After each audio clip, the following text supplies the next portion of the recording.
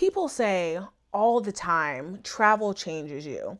And I think when most people say that, it feels like they throw it out almost like this mystical force that's put on you when you go to another country, when you cross a border, when you hop on a plane, whatever. And I don't know why, but if you've seen the show Severance, it almost reminds me of like when they get in the elevator and like the zoom changes a little bit, so they're like the perspective of their face changes and you're like, "Whoa, I'm this other person." That's kind of what I feel like people think travel is going to do to you.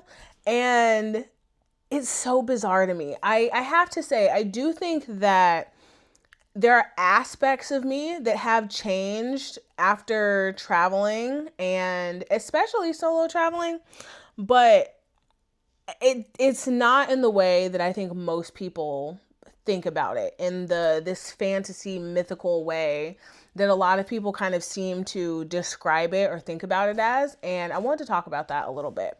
So hi, hello, how are you? Welcome to our cozy little corner of the internet. Come on in, take your shoes off, take a seat, drinks are in the fridge. Bathrooms down the hallway.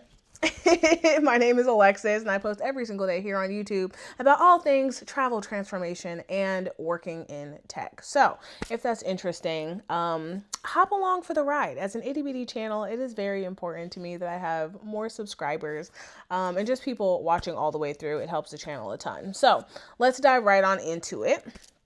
I think the first way that I have been changed over the course of traveling is I realize how capable I am as an adult, as a woman, as, yeah. There's a level of confidence and self assuredness that you gain when you're forced to adapt to a new place, maybe talk to people where you don't speak the language and you have to figure out where to go, to, as a solo traveler, as someone who travels on her own, having the knowledge that you can keep yourself safe. Even here in the States, like I know when I moved out, my parents had some concerns about my safety, which I think most parents would have, right? Not because they think I'm irresponsible or anything like that, but because they both watch First 48 and my mom watches true crime. Like, there's just, it can just be dangerous being a woman in the world. But having experienced being different places, being somewhere where you don't know anyone, you don't have the anchor of another person to watch your back, to keep track of things. You have to be aware of a lot and be keeping track of a lot of things on your own. And even if you're not alone, honestly, but actually seeing that level of independence, seeing how your what is it called, your like situational awareness changes, seeing how you adapt to, okay, there's more people around, I need to make sure that my belongings are closer so that I don't get pickpocketed. I need to, hey, I'm not going to go down this street even though it's not a crazy dark alley. I think I'm going to take an alternative route. Or I know Google Maps is taking me in this direction, but I think it would be safer to go a little bit a little bit of a different route. Or doing research ahead of time to make sure that you're not in neighborhoods that might be a little less favorable to, all of these things. It's it it builds your confidence in a way that it's not impossible to do at home, but it amplifies and speeds up the process because of the unfamiliarity. I think even, relatively small ways, like talking to people when you don't have like an anchor person. I don't know if you guys have ever experienced this, and I'm not even like an introvert, but sometimes when you go to a party where you don't know anybody, it's easier to go out and talk to other people. It's easier to introduce yourself. It's easier to spark up a conversation when you know you have an anchor person that you could almost like go to and reset with.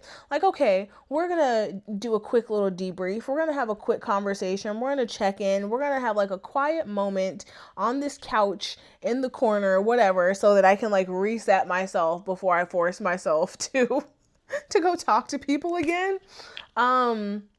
Even stuff like that, when you're off somewhere alone and you don't have that anchor person, but you still want to get the experience of talking to locals. It could be having a regular conversation. It could be asking for a recommendation of where to eat, or you know, anything. There's so many things.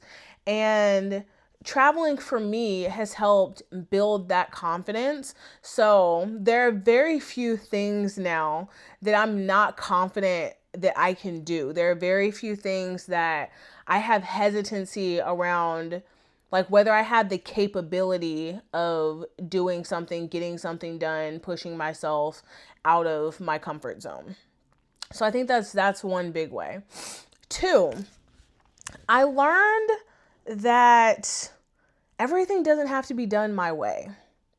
And this is just kind of a life thing. I think most of us, because some of y'all, some of these folks out here, but most of us, eventually we get to the point where we realize that there are many ways to skin a cat. Lots of different ways to get things done. I hear it with married couples a lot too, or like people that move in with roommates. Their roommate does something a different way, and it's not that the thing doesn't get done, it just doesn't get done the way you want it to. And going to other places, seeing how other people handle social situations, family dynamics, could be something as simple as cooking. Like, I know here in the States specifically, it's very normal to have like a sweet breakfast. Going to Japan, having like rice for breakfast, rice and eggs with fish, or, you know, things like that. It's not unusual, and it's kind of preferable to me these days. Yeah, and I think especially here in the US, we're taught that like our way is the best way of doing things, and other places should conform to how we do them. When you go other places and you're open to the ideas of trying things the way other people do it, you see that like, oh wait, just because I was raised in the US doesn't mean that I have to do things according to our tradition or the way that we would normally do it. And that opens your eyes to so much. I think it gives you a level of flexibility and adaptability. I think it gives you a lot of compassion for, you know, people who move to the States, and you realize like, oh wait, where they come from, driving is very different. Where they come from, you know, the social norms of walking into a store and just saying hello to the not the cashiers, but like the sales associates is normal. For them, it's not. Or, you know, there are all these all these things that are done differently in other places, and it gives you perspective on how you were raised, what you thought about the world, and how you yourself do things in your life. I think people who have different cultural backgrounds get a lot of context isn't the right word. They just get other perspectives that maybe we don't necessarily get. And if you're not someone who was raised in a very diverse area, I will say I was very blessed to be raised somewhere that was very diverse as well. So some of these things, it's not that I didn't know, it's just that the lessons were amplified when I went other places and actually saw like, oh, this is where how did I get this Louisiana accent? This is where her face. Okay, sorry.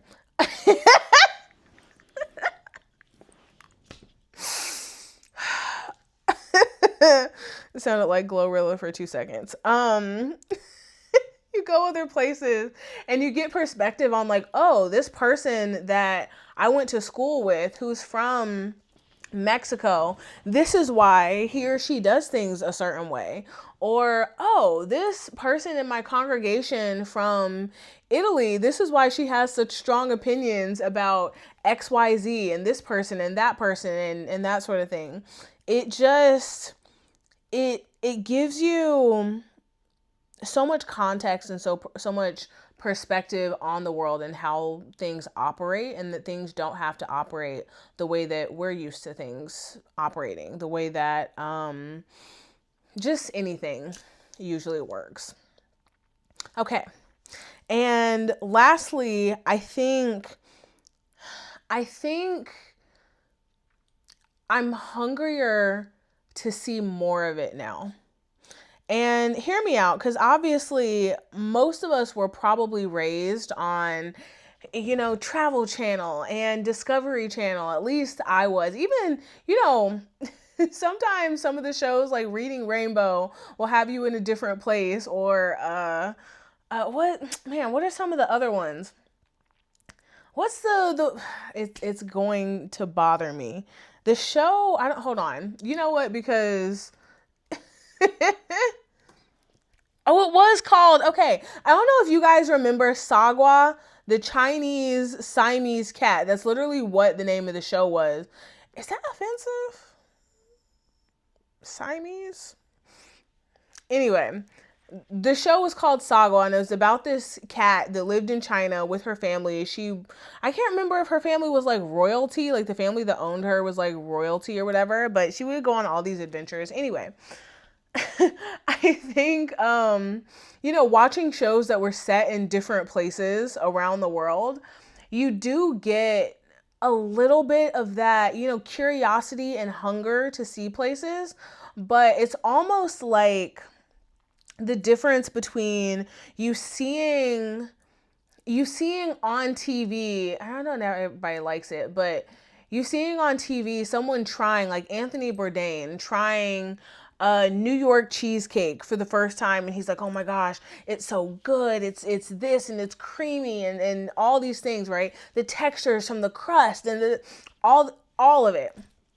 And you having that thought in your head, like, wow, I would love to try that someday, versus you having a New York cheesecake and then you moving back to New Mexico or wherever, somewhere where you can't get it anymore, and you still having that taste of like, oh my gosh, I want this New York cheesecake again. I think that's the difference between you seeing the TikTok videos, you seeing, the videos from the Travel Channel and all these things. The desire changes when you've done it versus when it's like an aspirational thing. There's a difference between, me wanting to go to Sri Lanka, for example, versus when I actually go and me having the thought of, I can't wait to be on that train again. I can't wait to ride in the tuk-tuks. I can't wait to try this food and that food again. Like, oh, I should have brought some more back with me. It just, the hunger, again, I don't know why the word for this video is amplified, but that hunger is intensified and amplified so much that since I've traveled more, it's deepened my desire to continue so much.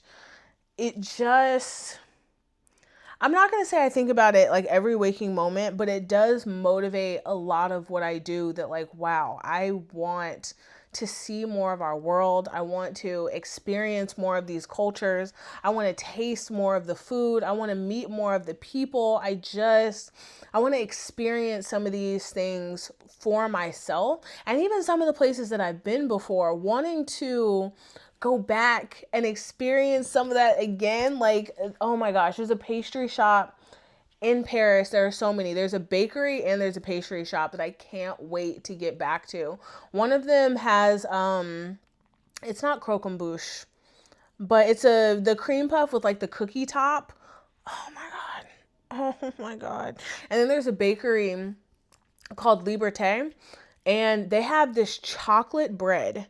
They sell it at a bakery because it's considered like bread and not a pastry, but it's a chocolate bread. It has like 2 or 3 different types of chocolate chips like rolled into it. It is so good. It's the perfect balance of like a little bit of the crispy outside and the inside is nice and fluffy. And you get the bitterness from the chocolate because it's not supposed to be a sweet thing. The bitterness from the chocolate and then the sweetness from the little chocolate chips. Oh my God, just thinking about it. I've gone off on a tangent. I'm sorry. But yeah, I think between those 3 things, between the learning how capable I am, my way not being the only right way to do things and not even like the most preferable way of doing things, and then just that hunger to get out there and do it again and again and again and again and again. I think those are the ways that travel has changed me. I don't think I'm a fundamentally different person. I'm still Alexis. I still, have the same interests. I still have a lot of the same problems, which we'll probably talk about in another video. But yeah, I think I just wanted to give a more realistic idea of how travel can change you. Because again, like I said in the beginning, man, people will do this thing that like, oh, I'm going to have an eat, pray, love experience. And I'm sure there are some people that do, but chances are going to Amsterdam is not gonna, it's not gonna do that for you. Chances are you're not going to cleanse yourself at a temple in Bali and feel like you're born again. Okay, so anywho. Thank you so much for joining me on this video. Please feel free to like, subscribe, comment if this was interesting. Like, do you guys want to hear the opposite end of like the ways that travel has absolutely not changed me? I think that could be an interesting video as well. And of course, as I said, as a small channel, I always appreciate the support. So thank you for watching, and I will see y'all tomorrow. Bye.